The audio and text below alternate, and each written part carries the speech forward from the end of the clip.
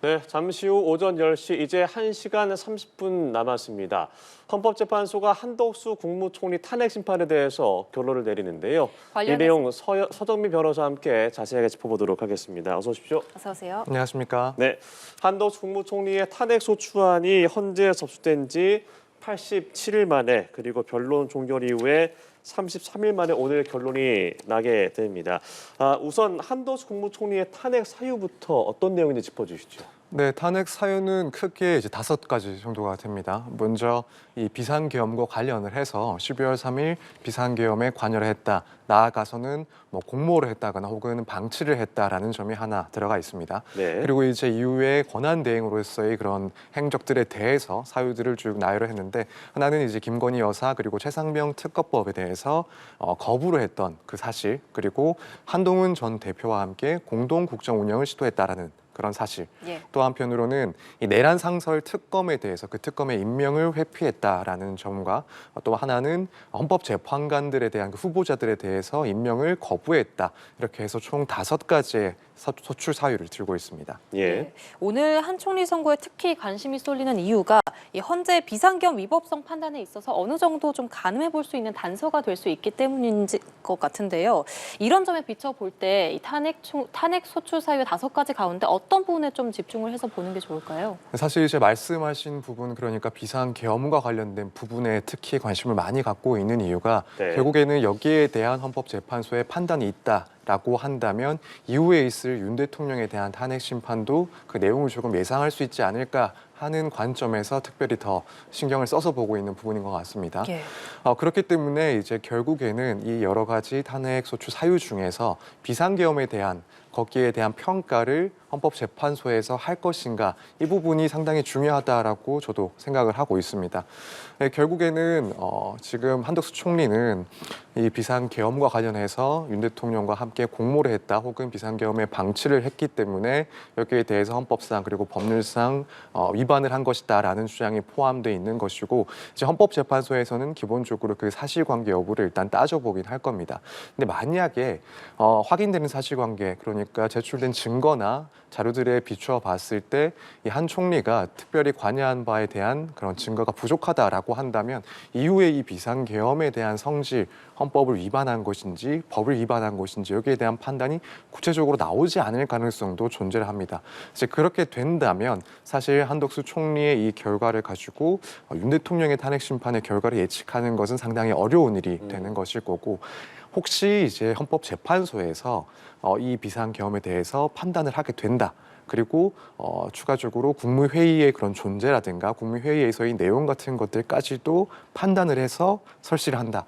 이제 그렇게 된다면은 그 내용을 보고 이제 윤 대통령의 그런 탄핵 사유가 인정되는지 인정될 것인지 여부를 조금 가늠해 볼 수 있다라고 생각이 됩니다. 특히 이제 국무회의와 같은 경우에는 윤 대통령 측에서는 국무회의가 실질적으로 존재를 했다라는 입장이고, 또 한덕수 총리 같은 경우에는 사실상 국무회의라는 것은 존재하기가 어려웠다라는 입장인데, 여기에 대한 판단에 만약에 뭐 국무회의 실체 유무에 대해서 존재를 했다 혹은 존재하지 않았다라고 한다면 곧바로 이제 윤 대통령이 주장했던 그런 변론 내용들과도 이어지는 부분이기 때문에 여기에 대해서 조금 가늠해 볼 수 있는 그런 사항이 발생을 할 수가 있습니다. 다만 어쨌든 정리를 하자면 이 비상계엄 상황에 대해서 헌법재판소에서 구체적인 사실관계를 판단하고 또 평가까지를 하는가, 그렇게 된다면 윤 대통령에 대한 탄핵 심판에도 어느 정도 예측을 할 수 있는 내용이 될 것이고, 그런 구체적인 내용이 없다라고 한다면 한 총리에 대한 결과는 사실 윤 대통령에 대한 탄핵 심판에 예견할 수 있는 그런 자료가 되기 조금 힘들다, 이렇게 보시면 될 것 같습니다. 그럼 말씀하신 대로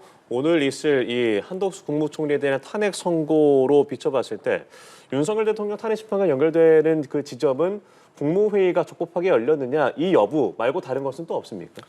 일단은 그것 말고도 뭐 추가로 이 비상계엄에 대한 평가가 또 들어간다면 그러면 국무회의 전부뿐만 아니라 비상계엄에 대해서 위헌인지 위법인지 이걸 헌법재판에서 어떻게 판단을 하고 있는지를 알 수가 있으니까 그 점 역시도 사실은 조금 지켜봐야 될 문제이긴 합니다. 지금 이 모든 내용들은 결국에는 이 비상계엄에 관여했다라는 탄핵소추 그 사유, 한 총리에 대한 탄핵소추 사유 이 한 가지에 포함되어 있는 내용이긴 하지만 구체적으로는 여기에 대해서도 어디까지 사실관계나 혹은 판단을 내릴지는 거기에 따라서 윤 대통령에 대한 탄핵 심판의 그런 예측을 할 수 있는 가늠자가 될 수는 있습니다. 예, 그리고 또 한 가지 윤 대통령 측이 주장해온 탄핵 각하, 기각 근거들을 보면 한덕수 총리의 탄핵 선고와도 일부 겹치는 내용이 있습니다. 국회 측이 탄핵 소추안 통과 이후에 내란죄를 임의로 철회한 부분인데 재판부가 오늘 이 부분에 대해서도 판단을 내릴 가능성이 있습니까? 이런 부분에 대해서도 판단할 수 있는 가능성이 있다라고 봅니다. 마찬가지로 이제 윤 대통령 탄핵 소추 당시와 마찬가지로 네. 지금 한덕수 총리의 경우에도 이 비상계엄과 관련된 행위가 처음에는 이제 내란죄에 해당한다라는 내용으로 탄핵 소추 안에 들어가 있었는데 이후에는 철회를 했습니다. 그렇기 때문에 윤 대통령 측에서 주장을 해왔던 내용, 그러니까 기존 이 소추안과 현재 이 소추안은 동일성이 없다. 따라서 국회의 재의결이 필요했는데 그 의결을 거치지 않았기 때문에 요건을 흠결해서 각하가 돼야 된다라는 이 주장과 맞닿아 있는 쟁점이긴 합니다.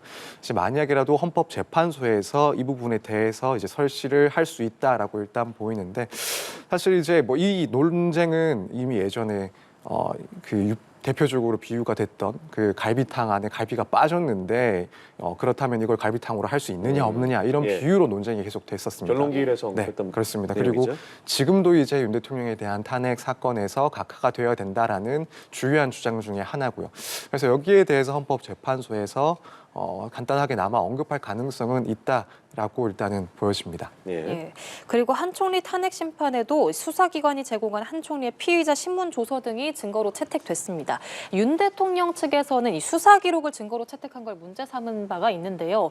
오늘 이 결정문에 재판부가 이들의 증거 능력을 인정할지 좀 관심이 쏠리는 부분인데 어떻게 전망을 하시는지요? 사실 저도 이제 그 한 총리의 이 변론 기일에서 이 부분에 대해서 좀 쟁점화가 됐었는지 여부가 정확하게 확인은 되지는 않습니다. 예.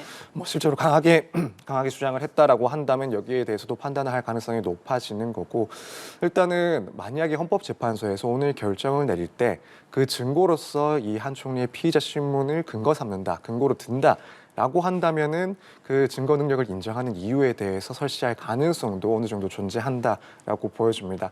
이제 말씀하신 것처럼 윤 대통령 측에서는 이 탄핵 심판과 별도로 형사 재판에서 그리고 형사 사건에서 작성된 그 피의자 신문들, 그 조서들은 동의가 없는 한 증거로 쓸 수가 없다라는 주장을 해왔습니다. 물론 여기에 대해서 헌법재판소는 별개의 그런 절차이기 때문에 그 성질을 봤을 때 사용할 수 있다라는 입장을 이미 밝힌 바는 있지만 사실 이 부분 역시도 크게 쟁점화가 된 부분이기 때문에 오늘 선고에 있어서도 판단할 가능성이 없지 않다라고 봅니다.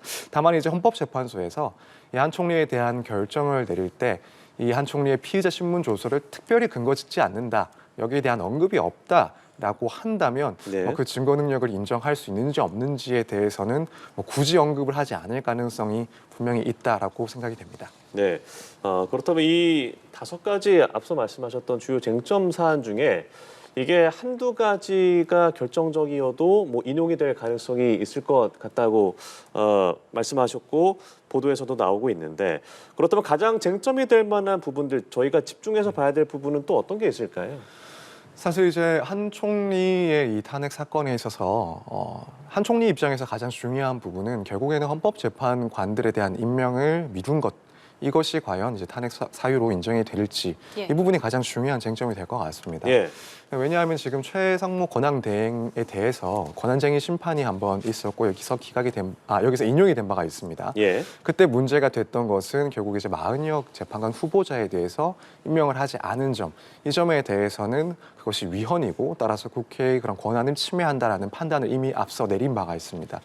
그러면 지금 이 헌법재판관 후보자들에 대해서 임명을 하지 않았던 한 총리의 경우에도 이 부분은 일단 위헌이다라는 그런 판단이 나올 가능성이 매우 높은 상황이긴 합니다. 예. 그렇기 때문에 매우 중요한 쟁점에 해당을 하는 것이고, 나아가서 조금 더 이제 신경 써서 볼 부분은 일단 이 부분이 앞서의 그런 심판에서 위헌이다라는 것까지는 인정이 됐지만 지금 이 한 총리의 사건은 탄핵 심판이기 때문에 이것만 인정이 돼서 탄핵이 되는 것이 아니라 이것이 중대한 그런 파면의 이유까지 될 것인가, 여기에 대해서는 헌법재판소에서 또 추가로 검토를 하고 판단을 할 부분입니다.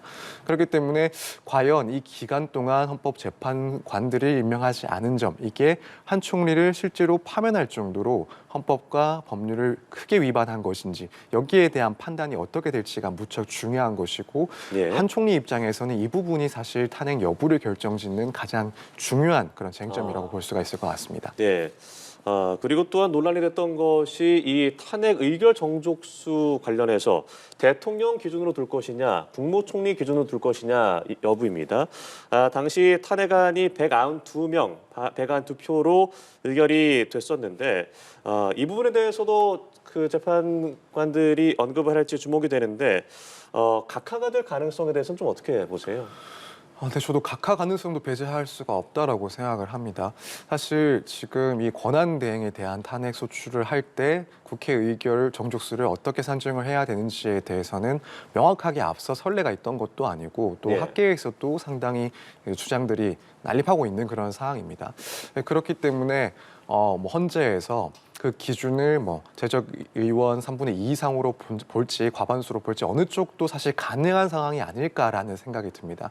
그래서 이 부분에 대해서도 헌법재판소에서 좀 고민을 할 수가 있다. 또 한편으로는 재판관들 입장에서도 의견이 좀 나눌 수 있다라고 생각하는 지점입니다. 네. 그렇기 때문에 의결 정족수에 대해서 결국 4인 이상의 그런 의견으로 각하가 될 가능성도 존재한다. 일단은 이렇게 생각을 하고 있고 이제 만약에 이렇게 각하가 된다라고 한다면 결국에는 형식적으로 재판을 끝내는 것이고 더 나아가서 구체적인 그 탄핵소추 사유에 대해서는 판단을 하지 않는 것이기 때문에 예. 그렇다면은 이제 뭐 이후에 있을 윤 대통령에 대한 재판을 판결을 예상하는 데 상당히 조금 어려운 점이 있지 않을까 이렇게 생각이 됩니다. 그렇다면 이 관련된 내용에 대해서 각하 결정을 내린다면 5가지 핵심 탄핵 사유와 관련해서는 언급하지 않고 각하 결정을 내리는 겁니까? 네, 그렇습니다. 사실 이런 실체적인 내용을 판단하기에 앞서서 먼저 형식적인 요건을 판단하는 그런 단계를 밟는 것이고 네. 각하라는 것은 결국 그 단계에서 요건을 갖췄는지 갖추지 않았는지를 먼저 판단하는 그런 단계이기 때문에 이 앞선 단계를 통과하지 못한다라고 한다면 그 5가지 탄핵소추 사유에 대해서 판단하지가 않습니다. 그렇기 때문에 각하 결정이 내려지면 이 소추 사유에 대해서 어떠한 재판관들이 입장을 가졌는지는 알 수가 없는 것이긴 한데 다만 이제 각하가 전원 일치해서 그런 각하 판결을 한다라고 한다면 뭐 뒤에 있을 그런 소추 내용에 대해서는 전혀 우리가 예측을 할 수는 없지만 네. 이제 일부 의견이 갈려서 일부는 뭐 4인 이상이 각하 판단을 했지만 뭐 3인 혹은 4인이 각하 판단까지는 하지 않고 요건은 인정이 된다라고 보고 이 소수 의견으로 이 탄핵 사유에 대해서 어느 정도 판단을 해볼 수도 있습니다. 이제 그렇게 해서 의견이 갈려서 각하 판결은 나오지만 소수 의견들이 설시가 된다라고 한다면 적어도 이제 우리 입장에서는 그 소수 판단을 보고 소수 의견을 보고 만약에 이 사건이 전체적으로 실체 내용까지 판단했을 때 이 사유들에 대해서 어떤 식으로 재판관들이 판단했을 것인가라는 것을 알 수가 있습니다. 그렇기 예. 때문에 그 소수 의견이 나온다라고 한다면 네. 또 그 상황에서는 일종의 윤 대통령에 대한 탄핵 심판에 있어서 조금의 가늠쇠가 될 수도 있는 그런 상황이 발생할 수가 있습니다. 예. 그럼 만약에 각하 판단이 나올 경우에 이미 최대행 체제에서 이뤄진 것들이 있잖아요. 그런 부분들은 어떻게 되는 건가요? 사실 여기에 대해서 절차적인 요건이 결국 인정이 되지 않은 탄핵이었기 때문에 예. 각하가 된다라고 한다면 그동안 이제 최대행이 했던 그런 정치 행위들 특히나 이제 마흔역 재판관의 다른 이제 재판관들에 대한 임명 이 부분에 대해서 효력이 소급하는 것 아닌가 혹은 거기에 대해서 문제 삼을 수 있는 것 아닌가라는 주장들도 나오고 있긴 합니다. 물론 여기에 대해서 명확하게 선례가 있지는 않지만 지금 이런 각하 판단을 한다 하더라도 사실 법적으로 봤을 때는 그것이 기존에 있었던 그런 정치행위나 혹은 처분들에 대해서 소급효까지 인정이 되는 것은 아닙니다. 그래서 거슬러 가서 그 모든 것들의 효력이 부정되지는 않는다라고 봐야 할 것 같다 이렇게 생각을 하고 있습니다. 따라서 네. 물론 정치적으로 비판을 할 수는 있습니다. 이런 형식적인 요건들도 결국에는 갖추지 못한 탄핵이었다. 그렇기 때문에 이후에 있었던 마흔역 이후에 있었던 이제 최상목 권한 대행에 대한 그런 문제들도 부각된다라는 비판을 할 수는 있겠지만 적어도 법적인 관점에서 봤을 때는 사실 타당하지는 않은 그런 주장이라고 일단 생각이 됩니다. 그럼 변호사께서는 이 각하 가능성에 대해서는 어떻게 좀 판단하세요? 사실 이 부분 정말 조금 예측하기 어려운 상황이긴 합니다. 네. 사실 이 논쟁이 있을 때도 학계에서도 사실 의견들이 무척 분분했습니다. 예. 그래서 이 대통령의 권한 대행이라는 업무 내용에 강조를 한다면 이제 200석 이상의 의결 정족수가 필요하다라는 네. 의견도 있었고 반면에 그럼에도 불구하고 총리라는 직을 생각했을 때는 이제 과반수 이상의 의결 정족수면 충분하다라는 의견이 사실 무척 팽팽하게 대립을 해왔던 상황입니다. 그런 상황이다 보니 저도 사실 이 부분에 대해서는 어느 쪽이 더 우세하다, 어느 쪽 가능성이 더 크다라고 판단하기에는 무척 조심스러운 상황이기도 하고 이 부분은 이제 잠시 후에 있을 그 결론을 지켜보는 게 더 낫지 않나 생각이 됩니다. 네, 알겠습니다. 그리고 오늘 오전 한 총리의 탄핵 심판 결과가 먼저 나오면서 윤 대통령 탄핵 심판 선고의 지정 여부가 관심이 쏠리고 있습니다. 언제쯤으로 좀 탄핵 심판 선고가 유력하다고 전망을 하십니까? 네, 사실 이게 주가 바뀔 때마다 뭐 그 주 금요일쯤이 될 것이다 예. 계속 저도 예. 개인적으로 예측을 해왔고 이번에도 사실 똑같긴 합니다. 이번 주 금요일 정도에는 그래도 선고를 하지 않을까라고 예상은 하고 있습니다만 사실 그건 역시도 뭐 어떠한 특별한 근거 규정이 있다든가 혹은 선례에 비추어서 말씀을 드리는 부분이 아니라서 어디까지나 개인적인 의견이라고 생각을 해두시면 좋을 것 같습니다. 사실 지금 사법 슈퍼 위크라고 해서 이번 주에 워낙 많은 지금 중요 사건들에 대한 선고가 예정이 되어 있는 상황입니다. 오늘 예. 같은 경우만 해도 한덕수 총리에 대한 탄핵 심판 결론이 나오는 것이고 또 이번 주 수요일에는 이재명 대표에 대한 2심 선고도 있습니다. 근데 여기다가 또 뭐 고3 학생들의 그런 모의고사도 있다, 그 이전까지도 고려가 될 수 있다라고 할 만큼 사실 이 재판 일정을 고려할 수 있는 사정들이 조금 많이 존재하는 것 같습니다.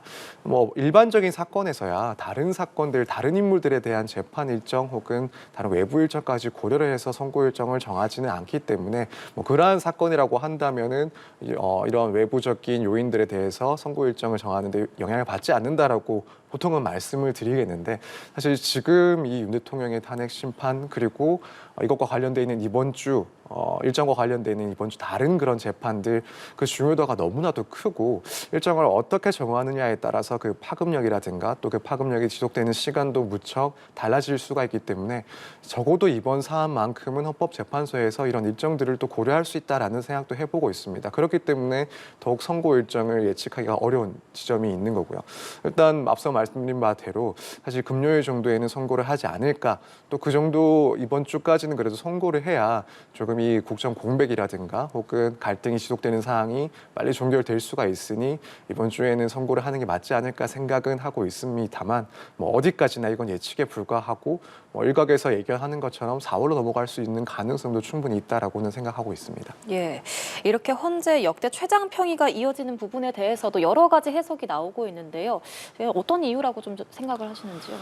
네, 일단 그 이유에 대해서 아직까지 재판관들이 결론에 대해서 의견을 일치하지 못하고 있다. 특히 이 사안의 중요성을 고려했을 때 전원 일치하는 판단을 내릴 것으로 보이는데 그 결론에 이르지 못하고 있기 때문에 시간이 길어지고 있다라는 의견도 있습니다. 그런 예측 역시도 충분히 가능하다고 보고요. 다만 이제 개인적인 생각으로는 큰 틀에서는 어느 정도까지 결론에 대한 그런 일치가 있지 않았을까. 그리고 혹은 뭐 최소한 일치하는 과정이 곧 이제 일치하게 될 것이다라는 예측을 하고 있는데 그렇다면 시간이 길어지는 이유는 결국에는 어떠한 결론을 내리는 데 있어서 그 근거에 대해서는 재판관들이 상당히 신중하게 토론을 하고 있고 또 그 근거를 제시하는 데 있어서 재판관들의 의견이 조금씩은 다를 수 있다라고 생각이 됩니다. 네. 왜냐하면 지금 윤 대통령 측에서 사실 뭐 윤 대통령 측뿐만 아니라 이 법정 밖에서도 이 재판에 대해서 상당히 관심을 갖고 여러 가지 쟁점들에 대한 목소리가 계속 이어지고 있는 상황입니다. 특히 뭐 절차적인 그런 내용들에 대해서도 각하를 해야 된다, 혹은 기각을 해야 된다. 또 기각을 하는 이유에 대해서도 예를 들어 형사 재판에 쓰이는 그런 증거들에 대해서는 헌법재판소에서 쓸 수가 없다. 혹은 내란 혐의에 대해서 내란죄를 탄핵소추 사유에서 뺀 부분은 각하 사유가 돼야 되는 것이다. 상당히 많은 쟁점들에 대해서 의견들이 나오고 있는 상황입니다. 예. 그러면 헌법재판소에서는 결론을 내매에 있어서 이러한 쟁점들에 대해서 상당히 구체적인 근거를 들어야 된다라는 판단을 하고 있지 않을까. 그렇다면 이 판단을 마련하는 데 있어서 의견들이 상당히 오가고 있다라는 생각이 듭니다. 만약에 결론을 낸다 하더라도 이런 주장들에 대해서 구체적인 상세한 설시가 없다라고 한다면 이 선고가 있은 이후에도 이런 국민적인 분열 상태가 상당히 지속될 수 있다라는 점까지도 충분히 신경을 쓸 수 있다라고 생각을 하고 있습니다. 그래서 이런 결론에 이르는 그 과정에 대한 논거들 그리고 근거들을 정리하는데 의견들이 상당히 오가고 있다. 그래서 시간이 조금 지연되고 있는 것 아닌가라고 생각을 하고 있습니다. 그렇다면 이 선고가 이제 계속 미뤄지고 길어지는 이유가 전원 일치 판단이 나온 것인가의 여부와는 크게 관련이 없을 수도 있다라는 말씀이신가요? 네, 근데 이거 어디까지나 개인적인 의견입니다. 네. 여기에 대해서 아직까지 재판관들의 결론에 대한 의견이 일치가 되지 않았다라는 그런 판단도 사실은 충분히 가능하기 때문에 이 부분은 개인적인 견해 중에 하나라고 생각해 주시면 될 것 같습니다. 아, 그러면 재판관들 8명이 전원 일치로 인용이든 기각이든 결정이 나왔다고 해서도 미뤄질 수도 있다라는 얘기로 들을 수 있을까요? 네, 저는 그래서 후자의 가능성도 분명히 존재하지 않나 말씀드린 것처럼 결론에 대한 근거를 더욱 상세하게 마련하기 위해서 결국에는 이 결론을 내는데 결정에 있어서 그 정당성을 더욱더 확보하기 위해서 시간이 조금 걸릴 수 있다 이렇게 생각을 하고 있습니다. 네, 알겠습니다. 오늘 한덕수 국무총리에 대한 탄핵 심판 선고가 잠시 후 10시에 열리게 되는데 또 오늘 서울중앙지법에서는 윤석열 대통령의 내란협의 형사재판 2차 공판 준비 기일이 열리게 됩니다.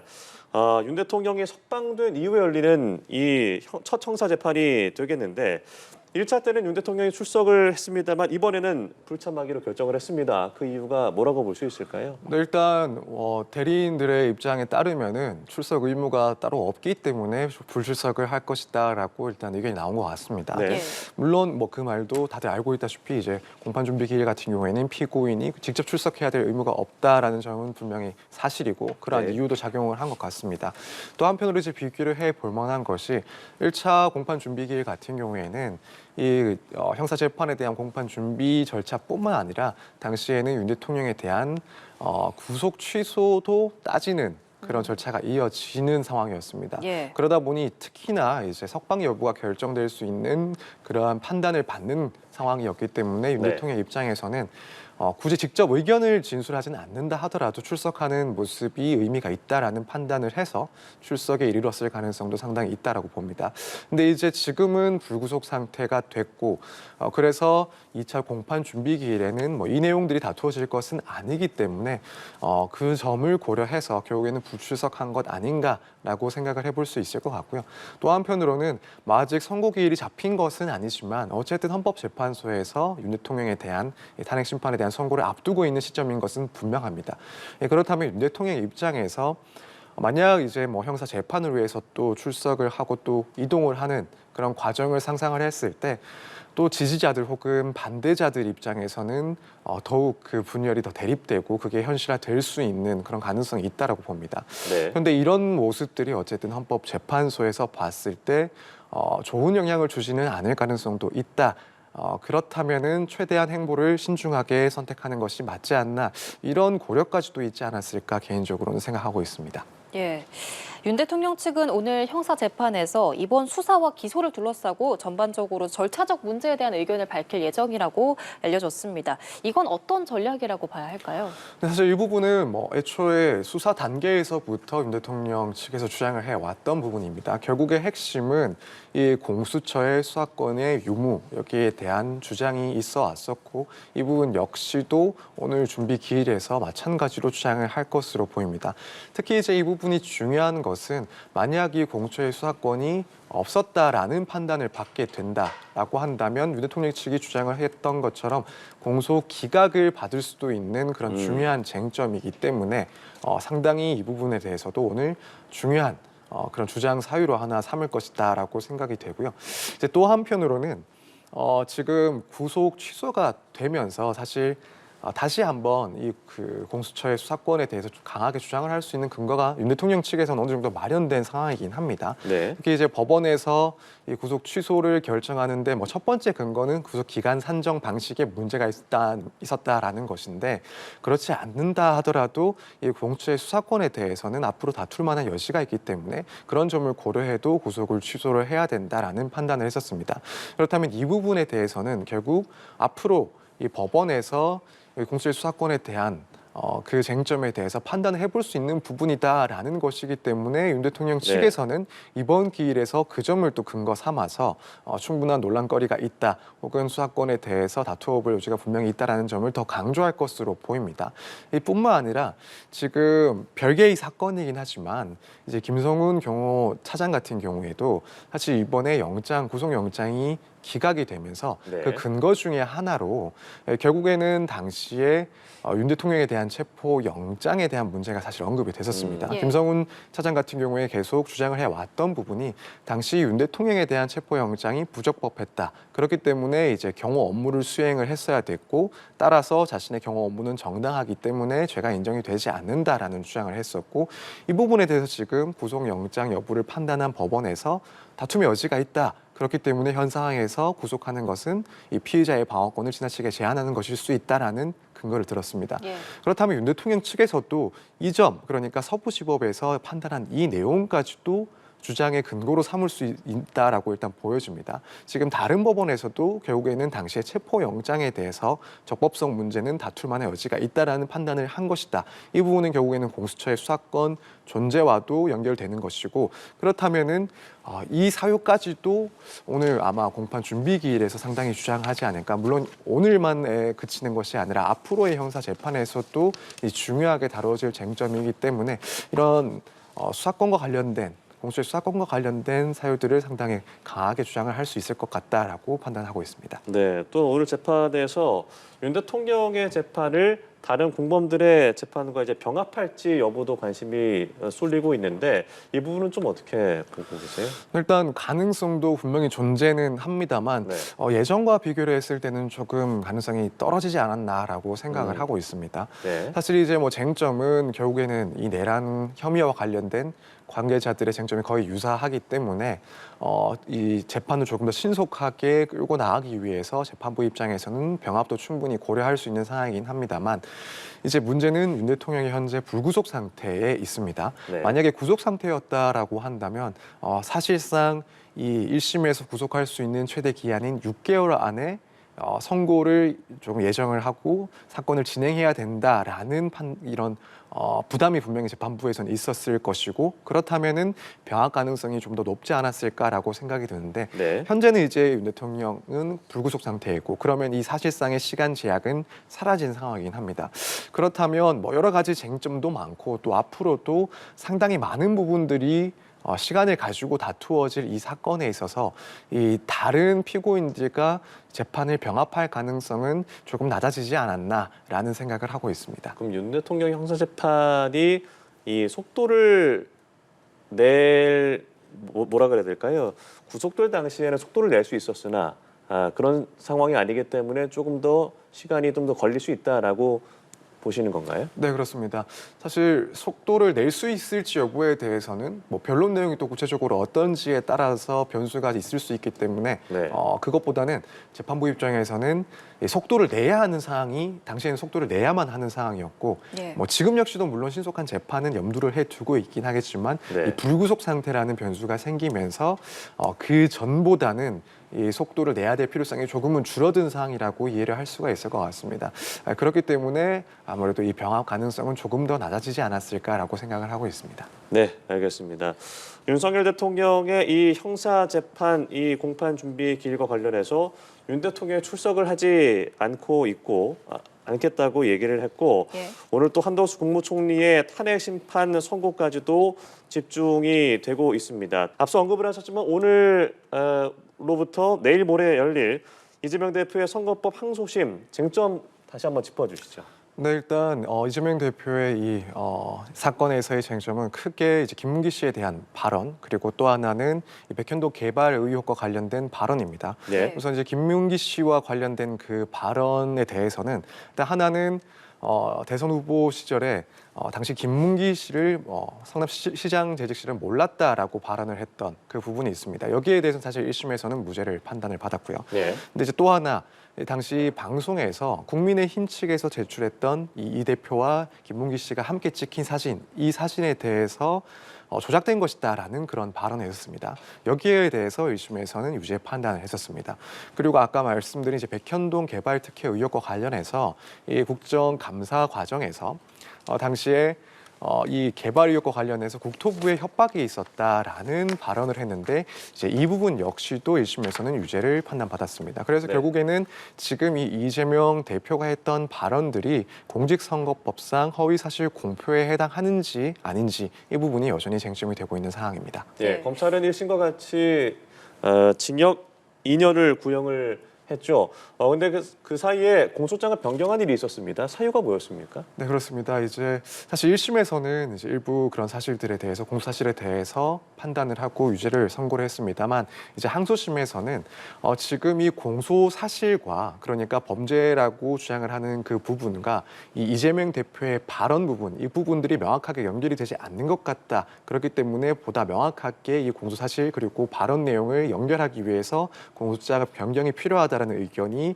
이제 재판부에서 나왔었고 네. 그 의견을 받아들여서 검찰에서는 각각의 발언들과 그래서 이제 공소사실과 어떻게 연결되는지를 보다 명확하게 하는 그런 변경이 있었던 상황입니다. 예. 그럼 이 재판부의 판단에 어떤 변수가 될 수도 있는 부분입니까?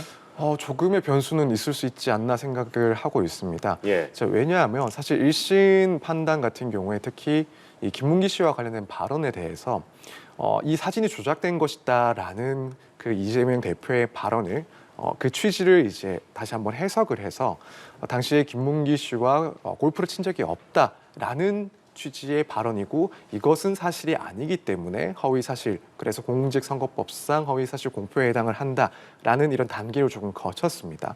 그래서 과연 이제 이렇게 이 발언 그 정확한 발언 내용과 그 네. 취지를 연결하는 해석이 충분히 가능한가 여기에 대해서는 조금 논란이 있을 수 있는 지점이 아니었나라고 생각이 들고 결국 이제 항소심에서도 공소장 변경을 요청을 했던 이유가 예. 이제 이런 문제가 껴있지 않나. 그래서 이 공소사실이라고 주장하는 내용과 발언 내용을 조금 더 명확하게 연결할 수 있을 필요가 있다라는 그런 판단을 하지 않았나라고 생각을 합니다. 그 말은즉슨 결국에는 이 워딩 그대로의 발언 그리고 이것을 해석했을 때 그 취지로 이제 해석을 할 수 있는지 이 부분에 대해서 재판관들이 조금 신중하게 판단을 하고 있는 부분이 아닐까라고 생각을 하기 때문에 이런 공소장 변경이 있었다라는 사실도 결국 약간의 변수를 의미하는 것이 아닐까라고 생각을 하고 있습니다. 예. 예. 그런데 이재명 대표는 2심 재판부에 위헌 법률 심판 제청을 두 차례 한 바 있잖아요. 그럼 이것에 대한 결론이 나오게 되면 앞으로 재판 일정이 좀 변동될 수도 있는 건가요?